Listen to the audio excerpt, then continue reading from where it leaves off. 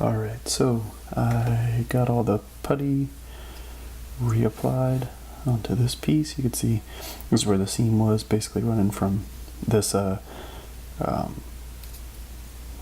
this detail in the armor, where it's got like kind of a line running through it. Well, this was 2 pieces of armor, and then the seam line ran all the way down here through here. So like I said, I glued it, puttied it, and then primed it, and noticed that there was still just a faint little line through it. The other one came out fine for the other leg, but so got the putty applied there, and I'm gonna sand this down real quick, make it all smooth, and put another little coat of primer. Probably won't bother doing the whole piece, but just this area to check my work again, make sure I got everything covered, but I think we should be fine. The problem is that why it did that is because this putty, which is just the Tamiya putty basic type, and open this up. It's just like gray. It's almost the same color as the primer. This putty will shrink as it dries, so a lot of times you put it over your seam line or whatever you're trying to cover, and it looks fine, especially like this has got a ridge to it, so you can see it's definitely sticking out in places, but as it dries it's going to start to shrink a little bit, and sometimes it just won't cover fully cover a seam line or whatever you're trying to cover. Now I apply it 2 different ways. I either apply it with a toothpick, so I'll just take the putty, dab a little on there, kind of smear it around. It doesn't dry that fast. This takes like at least 8 hours, I would say, to dry. I usually leave the parts overnight before I start sanding them, but the consistency changes when it's open to air pretty quickly. When you get it out of here, it's like a paste, and it starts to like grit up pretty quickly. So I wouldn't like get a whole bunch out of here and use the toothpick. Just kind of put a little on there, put it where you need to, and then you can always put a little more and so forth. But another way that I've found it works really well is I will take a little thinner, a little lacquer thinner, and I'll use like a little dish like these, put a dab of putty in there, little lacquer thinner, mix it all together, and it comes out little more liquidy consistency. And then just take a paintbrush, make sure you use like an old paintbrush you don't care about, and you can just kind of brush it down the seam line. Just a little cleaner, because sometimes with this, and especially using a toothpick, and if it's like a really small area, it's harder to like control that a little. So if you use the brush, you'll get a nice even consistency over the top of it. The only problem with it is that you're not going to get as much putty on there, so you probably have a better chance of still showing that seam line. So just take your time when you're gluing it. Make sure you're getting a nice ridge when you're gluing that seam line, and it's going to cause you to use less putty if you have to use putty at all. Sometimes you can get lucky enough to where you don't have to use it at all. But anyway, I'm gonna break for now, and I'll sand this, and I'll show it to you before I prime it, just to show you what it looks like. Alright, I sanded down all the putty, and there you go, that's what that looks like now. The last grit I used over it was 1,000. I just don't want to go too fine, because I want to give the paint something good to stick to. So I think that should be good. What I'd try to do is have a pretty bright desk lamp right here, so I try to use that and move the piece around, see if I can see any shadowing from where the seam line was, and use your fingernail, make sure that you're getting all the putty back to smooth. But it looks like we're gonna be good. And for sanding, I don't know if I ever showed you guys what I use. This is just some old pieces, but this is just Tamiya sandpaper. I got some 400, some 600, and some 1000, like I said. The way I've always treated sandpaper, and I didn't get this from Gunpla, just from automotive and some other things I've done. You always want to use the least aggressive sandpaper you can to get rid of what you're doing. So you don't want to, take like 80 grit and go to your model, your plastic model. You'll just eat through a lot of plastic, and you're going to spend a lot of time trying to go back over that and get those scratches out with finer and finer sandpaper. So 400 is about as coarse as I go. If I like putty, like that one I laid on pretty thick, like it was, a lot of pieces were sticking up. So if you go to use like 1000 on it, it's just going to take forever to get that down smooth. So I'll start with 400, knock it down, go over it with 6, smooth that out, and then go over it with 1000 just to get all those scratches away. And then sometimes I use sanding sticks, like that part. These thigh armors are really rounded, so sandpaper is kind of your best option. But if it's a flat piece, I like using sanding sticks. I have a couple different types, but I really like these God Hand ones. They would actually probably still work for this armor because they curve really. I bent it, but they actually curve pretty easily. They're pretty pliable.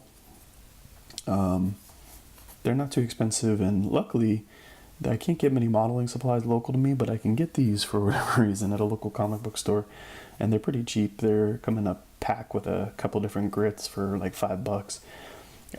The only knock I'll say about them is that they don't last very long. Like, they're not very durable. I mean, neither is sandpaper, but some of the other sanding sticks that are really firm, they last a little longer. This isn't really like, sandpaper stuck on a stick. It's kind of a different material, like a fabric almost, that's a little coarse. But they work really well. So, and like I said, they're not very expensive. So even if you use, like, I'll probably go through one of these for 2 master grades, or a lot of times what'll happen is, like, this says 600 grit, but I've used it so many times it's probably closer to like 800 or 1000, but it'll still work. It just, not as strong as a 600. All right, so I'm gonna throw some primer on that piece of thigh armor, and the next time you guys see it, it'll be base painted and in red and clear coated, and then I'll do my final assembly, and I'll do a couple of decals on the thighs, and just some flat coating from there. So should be done soon. All right, everybody, I finished the main mobile suit part of the Kampfer, so I just wanted to finally reveal this thing. How much you're gonna be able to see in this camera view? Nothing. All right, let's pull it back a little. So there he is. This lighting is horrible, sorry guys. I don't know if you can catch this. I still have my shutters up from Hurricane Irma. But yeah, here is the master grade Kampfer for the Instagram build group I'm a part of. It's the MS Royale. I'll put the Instagram name down in the video description.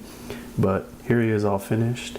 He is super elite. This was supposed to be done in the beginning of September, and today I'm filming. It is September 28th, so a little bit behind, but like I said, everything with the hurricane and had some other stuff going on just kind of killed a lot of time.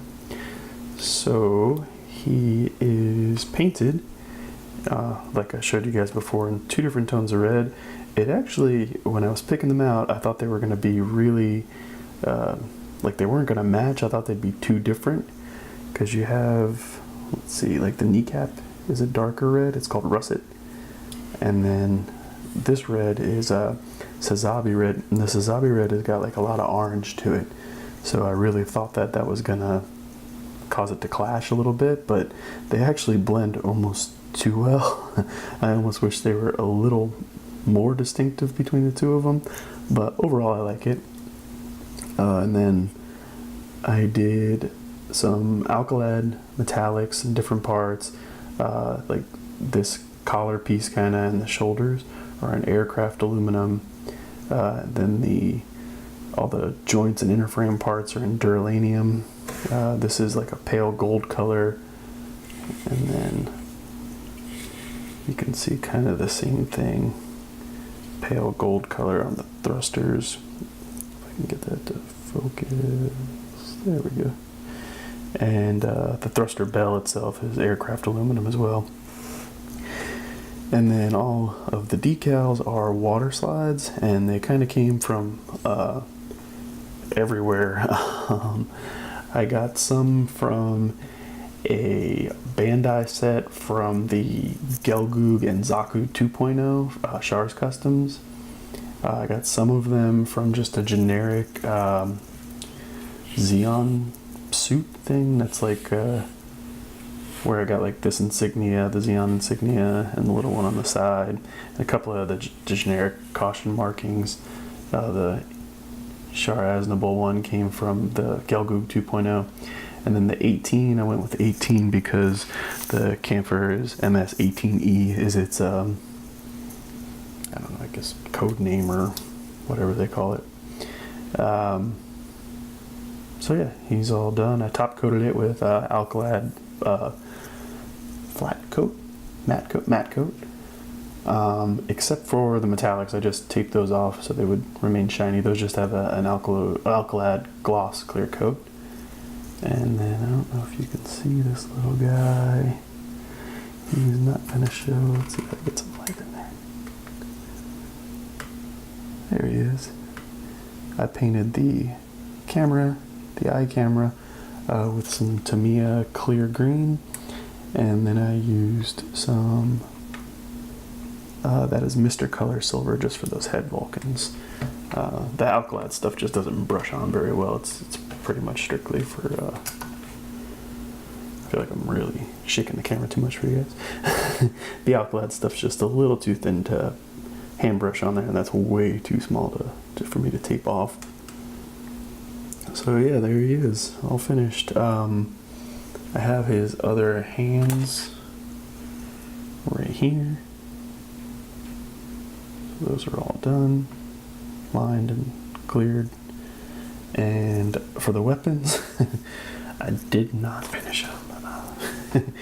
I didn't get a chance to. Just wanted to get this thing out there, painted. Just feel like I've spent so much time with it that I just wanted to move on. I'm still going to finish the weapons. I'll probably do them over the next week or two. But for right now, the only ones I have done are the beam sabers. So those are pretty cool. And I'm assuming it's because I painted it. I don't know why else it would be that, but this is the beam saber hilt. There you go. It's supposed to fit into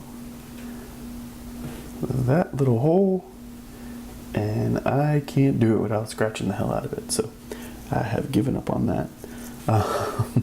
So I just leave those open. But yeah, there he is for now. And this will be the end of the work in progress for him. I'll just throw up some pictures on my Instagram and stuff once all the weapons and everything, accessories are done. But I'll throw some pictures at the end of this video. I was actually going to take them right now, and my camera died when I took the first picture. So I took some shots on my cell phone, posted them up on Instagram. Thank you guys for watching this and sticking with me through this work in progress journey. I'm sure my camera work and my voiceover or just my commentating is pretty horrible, but hopefully that'll get better over time. But yeah, thank you guys. So I'm out.